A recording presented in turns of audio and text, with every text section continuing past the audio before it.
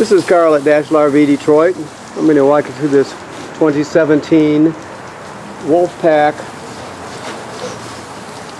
toy hauler fifth wheel. The model number is 315PACK12. So this is not a floor plan video, it's a how-to, so I'm just going to walk you through it, show you some of the features and how they work, okay? Okay, so you have regular crank down stabilizers here. You can see them in the back. This door will go to the garage area over here. Okay. Outside speakers, you have a TV bracket plus hookups and power for a TV signal out plus power. That is a service panel for your refrigerator. Don't really have to worry about that. Power awning with LED strip. You have a vent for the range hood, so the range hood vents to the outside, which is a good thing, obviously. So when you're running the fan, you want to make sure that this baffle in here is flapping freely. You just reach up there with your thumb or your finger and pop it loose so it flaps freely when you're venting. Okay, what else have we got here?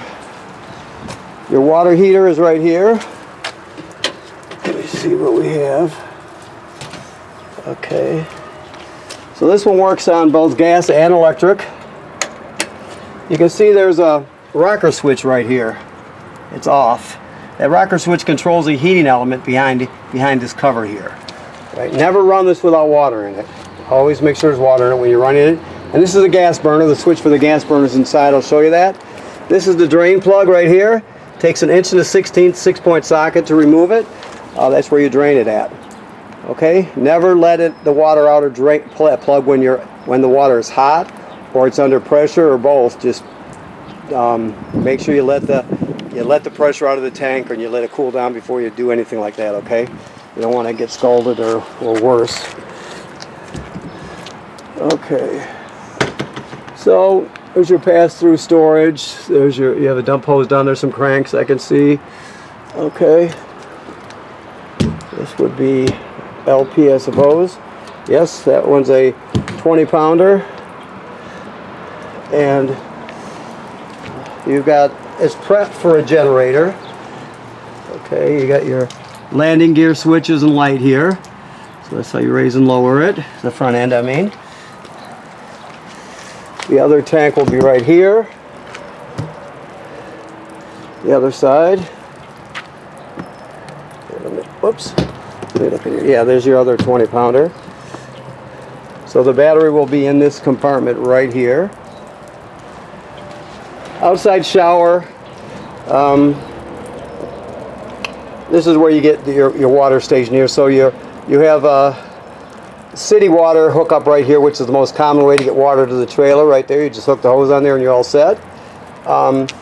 If you're camping someplace without city water, you can pre-fill your fresh water tank right here and then use the onboard pump to pump the water. I'll show you the switch to turn that on and off when we get inside.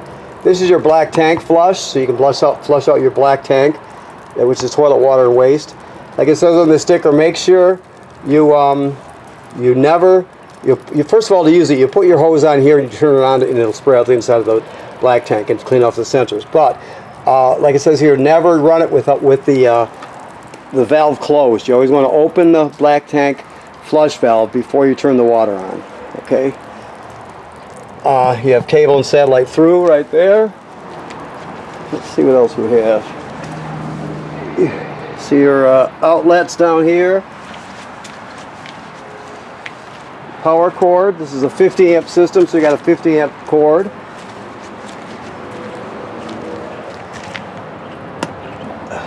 Your pump station here. There's where you fill it. There's where your pump handle is in here. And the pump itself, of course. Your back door. You can see by that housing way up there, it's pre-wired for a backup camera. Also, when you make sure you inspect your roof regularly, you want to look for damage to damage to the roofing material or attachments done by, let's say, low branches or road debris. That's a pretty tall trailer, so you want to keep after it. Make sure there's no cracking or separation in any of the sealant, anything like that. All right. These are the controls for your prepped generator. So if you want to add one, it's already got the control panel. That's a LP carbon monoxide detector. Okay. Awning switch right here, and then your slide room switch right here. Never leave the awning out unattended. If you're not going to be at the trailer, roll it in. Keys.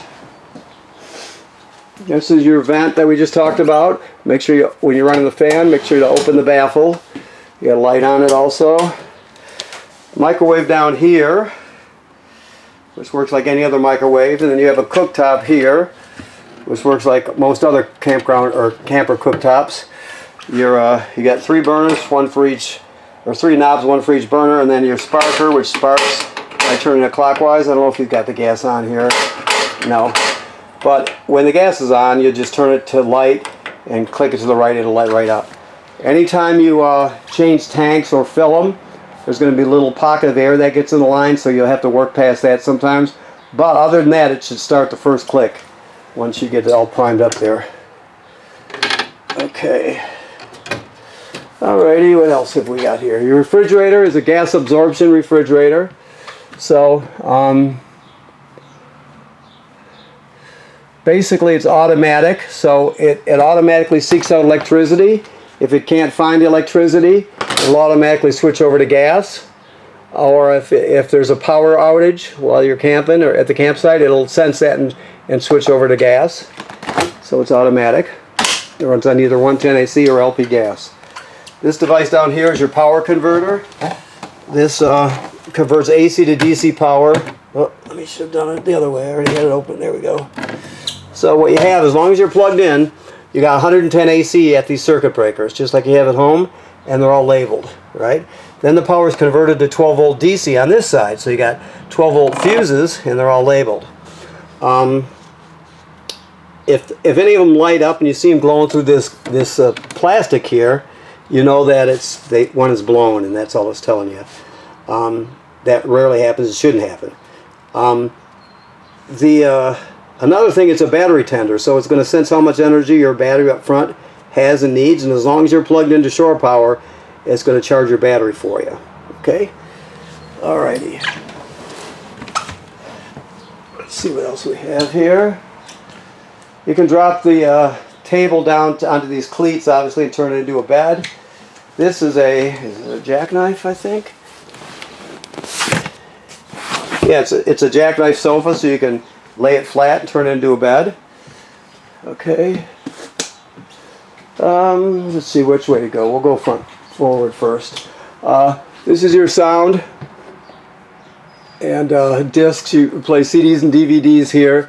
Got a USB to stream off of. It's got Bluetooth, so you can stream off from your phone or your tablet. It also has AM/FM radio. 2 speaker zones, 1 and 2. 1 is inside the trailer, 2 is outside the trailer. So it has everything you need and then some. Your TV hookups are all under here, depending on how elaborate you want to go with it. Basically, the simplest way is to hook your coax right to this one right here. Now this green light, I can shut it off, but you always want it on. That tells you that the signal booster for the digital antenna is on. If that's not on, you won't get a good picture. So keep that in mind. Let's see here. The bathroom works like RV bathrooms, most of them do. It's the shower itself looks like any other shower. Always travel with it latched so it doesn't get broken. This is a GFCI plug. All the plugs, all the receptacles in the trailer are wired to a GFCI, so keep that in mind. If you're using something outside that pops, you're still going to reset it at a GFCI. The toilet has a flush pedal right here. If you can see it, there we go. So the black tank sits directly below, like in all travel trailers. So when you get to the campground, you hook up your power and your water, obviously. You put a dose of chemical in the bowl, then you'll stand on the flush pedal and let at least a gallon of water along with the chemical flow into the tank. Then it's ready to be used. You always want chemical and water in it before you start using it. Otherwise, that would be considered using it dry if you didn't, and it can get clogged up, plus it'll smell terrible. So you definitely want to remember that it's chemical and water, and you're all set till the next time you flush it. After you flush the tank, and let's say you're going to stay at the campsite, for example, for another week, then you'd repeat that procedure, chemical and water, right? If you're going home, then you just leave it as is till next time. Okay? This is prep for a second air conditioning. That's why it's a 50 amp system, right? That's what this sticker's telling us. I haven't read it, but I know that's what it's saying. So you could add a bedroom AC if you wanted to. You have your normal TV hookups here. Of course, there's a backer plate here for a TV bracket. And the bed does pull up. You got some kind of a, it says heated mattress pad. It looks like it's something, a heated mattress. I bet it's a heated mattress pad. It says so. Excuse me. Reading lights, you know, all the stuff you normally see. Okay. So let's go this way. So the garage. When you get here to look at it, you can open the door and do all that stuff if you want to. I can't do it by myself with a camera in one hand. So basically your door drops down. You have a screen set up, plus you've got the gate set up that comes with it, so you have all that. You have a power bunk and seats. So the thing to know about this are the pins. You have to know when to unpin it and when not to unpin it if you haven't had one of these before. The switch is right here, and so we can talk to you more when you come to pick up, but you can bring these down. So the bottom one is a bed and the top bunk is an accessible bed, so you have two bunks here. Or you can leave the bunk all the way up and come on down with this and turn it into seating, right? Or you can fold it out of the way so you can store your four-wheeler or motorbikes or whatever you've got. So there's a lot to be done with it. This is a Lippert system. It's pretty common and really reliable. So, okay. Also, more TV hookup, obviously, and there's a backer there. So, and an emergency window, just like there's one up front too. I think it had the shade down, but you just push it all the way through. You grab a hold of the red tab and you pull the screen out, and then you can escape during an emergency. Okay. Okay. And I think that covers it. Let me look around. Yes. Okay. Let me look around in here. We've got it.